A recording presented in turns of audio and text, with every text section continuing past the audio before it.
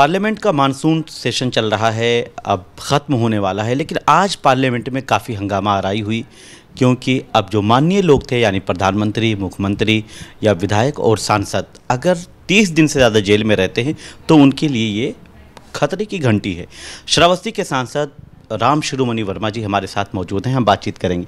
आज पार्लियामेंट में काफ़ी हंगामा आराई हुई, आप भी साथ साथ में थे, कैसे इस बिल को देख रहे हैं? देखिए, मैं आपके चैनल को बहुत बहुत बधाई देता हूँ। जिस तरीके से लोकसभा में आज सरकार बिल लेकर के आई, बिल पहले भी था लेकिन उसके एक्ट अलग थे, और आज सरकार ने जिस तरीके से बिल को पेश किया, हंगामे के बीच में पूरा विपक्ष विरोध में था, उसके बावजूद भी सरकार ने उस बिल को पास कराने की कोशिश किया। साथ साथ जिस तरीके से प्रधानमंत्री, मुख्यमंत्री, सांसद, विधायकों के लिए पहले भी ये बिल था कि 2 साल की सज़ा होगी तो सदस्यता समाप्त हो जाएगी, लेकिन अब सरकार ने जिस तरीके से बिल ला कर के कानून बनाने का काम कर रही है, वो घोर अन्याय हो रहा है। सरकार किसी को भी चाहेगी, कभी भी चाहेगी, चाहे वो प्रशासन के द्वारा कभी भी मुकदमा दर्ज करा सकती है, जेल भिजवा सकती है और सदस्यता समाप्त करा सकती है। इस नाते पूरी विपक्ष एकजुट होकर के इस बिल का हम लोगों ने विरोध किया। समाजवादी पार्टी की आगे की रणनीति क्या? देखिए, समाजवादी पार्टी हमेशा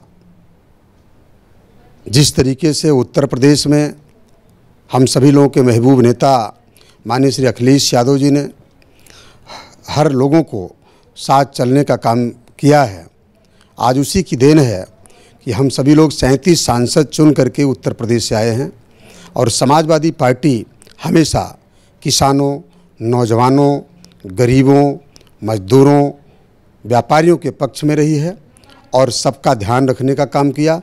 और अगर हमारी सरकार 2027 में जो आज वहाँ की जनता की आवाज़ है, हमें लगता है कि समाजवादी पार्टी की सरकार बनेगी और जो हमारे नौजवान, बेरोजगार, किसान की दशा है उसको ठीक करने का काम सरकार करेगी।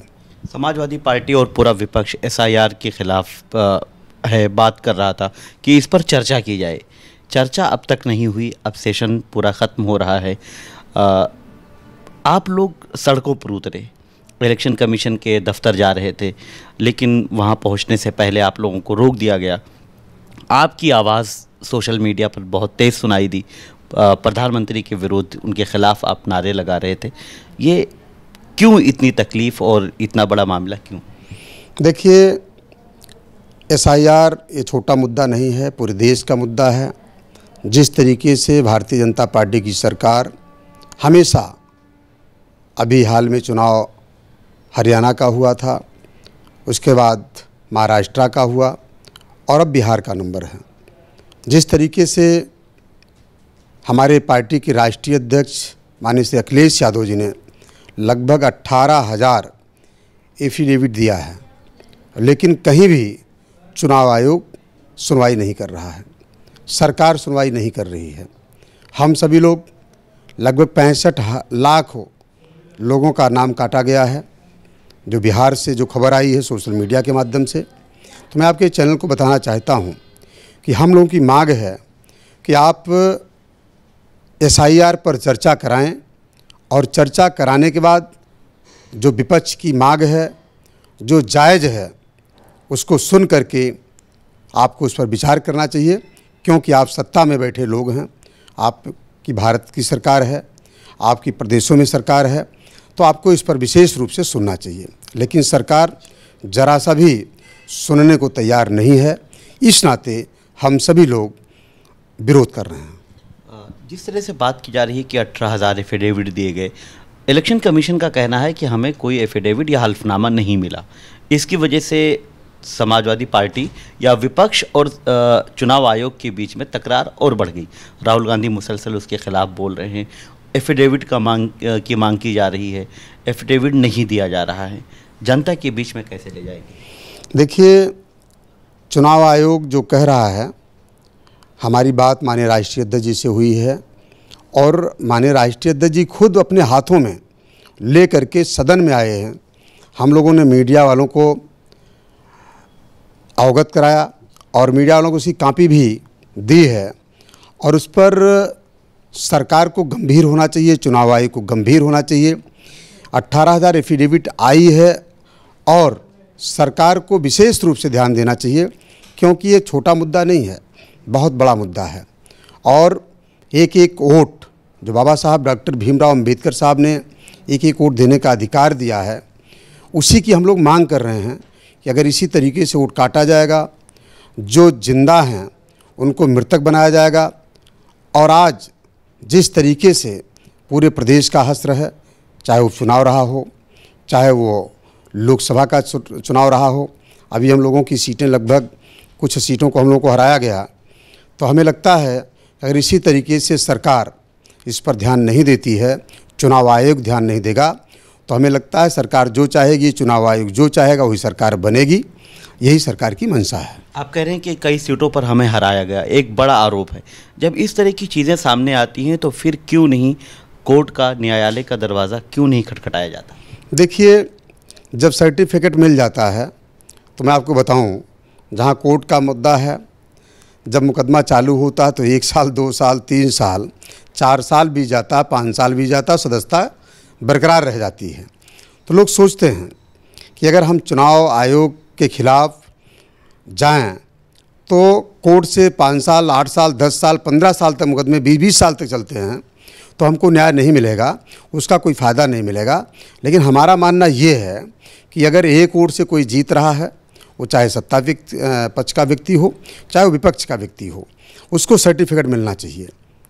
लेकिन ये चुनाव आयोग का काम है और चुनाव आयोग को इस पर गंभीर होना चाहिए। और अगर चुनाव आयोग, भाई विपक्ष की मांग है एसआईआर पर चर्चा हो, एसआईआर पर हम लोग जो है आपको एफिडेविट दे रहे हैं, उसके बावजूद भी इस पर विचार नहीं किया जा रहा, तो कहीं न कहीं जाती हो रही है। एक आपके क्षेत्र की बड़ी समस्या अभी सोशल मीडिया पर देखने को मिल रही है। यूरिया खाद एक बड़ा मुद्दा बन गया है, किसानों को यूरिया खाद नहीं मिल पा रहा है, लोग सड़कों पर उतरे। आपकी पार्टी ने भी 1-2 दिन पहले ही प्रदर्शन भी किया, क्या कहें? देखिए, ये उत्तर प्रदेश में जिस तरीके से कई ज़िलों में जिस तरीके से सरकार इसमें फेल हो गई है, किसानों का ये बहुत पीक आवर था, पीक समय था कि आज किसान बड़ी मेहनत के बाद, एक तो हमारे यहाँ सूखा पड़ा हुआ है, बरसात नहीं हो रही है, किसान किसी तरीके से, चाहे वो बड़ा किसान हो, चाहे वो छोटा किसान हो, चाहे गरीब किसान हो, बड़ी मेहनत के साथ धान की रोपाई की है। अब अगर सरकार खाद देने में फेल हो गई, तो आज सरकार की ये कमियां हैं, या सरकार जिस तरीके से समितियों को बनाया है और समितियों को बनाकर वितरण कराने का काम कर रही है। अभी तमाम सोशल मीडिया, क्योंकि मेरा सदन चल रहा है, मैं तो दिल्ली में हूँ, मैं देख रहा हूँ जिस तरीके से श्रावस्ती हो या बलरामपुर हो, हमेशा हमारे देश का किसान, बहनें, भाई, किसान, सभी लोग एक एक बोरी यूरिया खाद के लिए तरस रहे हैं। और आज कहीं पुलिस उनको डंडे मार रही है, कहीं कुछ कालाबाजारी करने वाले लोग, उस तरीके के माफिया कालाबाजारी करने का काम कर रहे हैं। सरकार जितनी खाद चाहिए उतना उपलब्ध नहीं करा पा रही है। मेरा आपके चैनल के माध्यम से ये मांग है, सरकार से भी मांग है, उत्तर प्रदेश सरकार से और जिलाधिकारी महोदय से, कि प्राइवेट दुकानदारों को भी खाद दिलाई जाए। अगर प्राइवेट दुकानदारों को खाद दिलाई जाएगी और उनका भी एक रेट फिक्स किया जाए, जब प्राइवेट जो हमारे रजिस्टर्ड दुकानदार हैं उनको खाद मिलेगी, सोसाइटी पे खाद बटेगी, तो हमें लगता है कि 2 दिन में मामला सॉल्व हो सकता है। लेकिन प्राइवेट दुकानदार खाद बेच नहीं पा रहे हैं, सोसाइटियों पर खाद बंटवाई जा रही है, 200 बोरी 400 बोरी बांटते हैं, उसके बाद बंद हो जाता है। तो ये किल्लत बनी हुई है। और देश का किसान, हमारे उत्तर प्रदेश का और हमारे लोकसभा क्षेत्र श्रावस्ती और बलरामपुर के किसान, जो सोशल मीडिया के माध्यम से मैं देख रहा हूँ कि आज इतना परेशान हैं कि उनके धान की फसल बिल्कुल बर्बाद हो जा रही है। अगर किसान इसी तरीके से यूरिया खाद के लिए परेशान रहेगा, तो अब की बार किसानों की खेती गर्त में चली जाएगी। और सरकार की जो मंशा है कि अगर सरकार खाद नहीं दिला पा रही है, तो सबसे बड़ी कमी है उत्तर प्रदेश सरकार की, और उत्तर प्रदेश सरकार को मैं आपके चैनल के माध्यम से मांग करता हूं कि कम से कम किसानों की फसल को ठीक करने के लिए ज़्यादा से ज़्यादा यूरिया उपलब्ध कराई जाए, जिससे किसान अपने खेतों में बुआई कर सकें और उनकी फसल अच्छी हो सके और देश का विकास हो सके।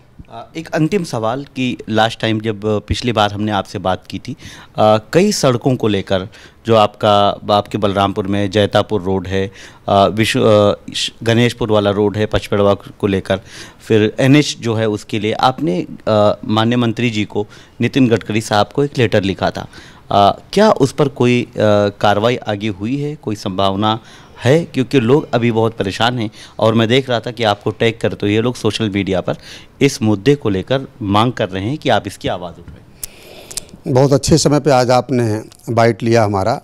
आज फिर मैं माननीय नितिन गडकरी साहब को अभी 3 प्रस्ताव हमने दिया है।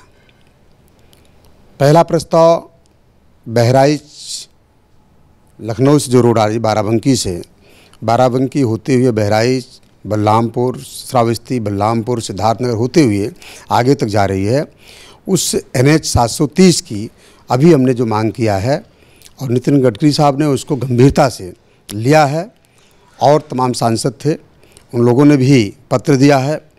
तो आज ही उन्होंने आश्वस्त किया है कि सांसद जी इसको हम जल्दी से जल्दी चौड़ीकरण में 4 लेन बनाने का काम करेंगे। दूसरा, बलरामपुर में जो झारखंडी रेलवे स्टेशन है उस पर ओवरब्रिज बनना है। मैंने उसका भी पत्र अभी नितिन गडकरी साहब को दिया है, आश्वस्त किया उन्होंने।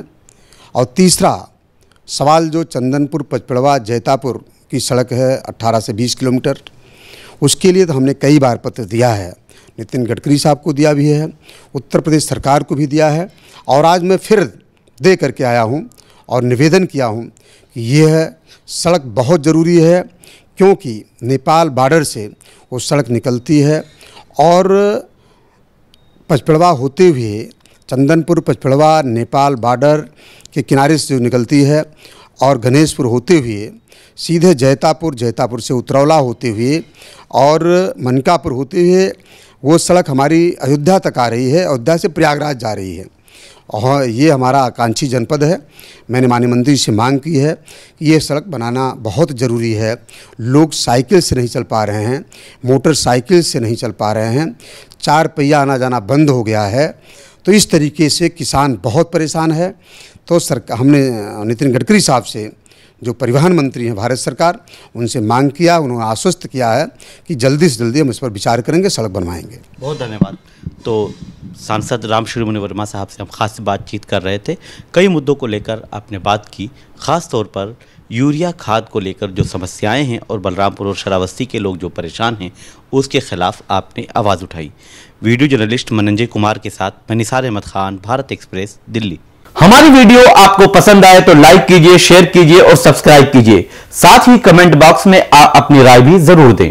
और हां, अगर फेसबुक पर आप वीडियो देख रहे हैं तो हमारे पेज को फॉलो करना ना भूलें।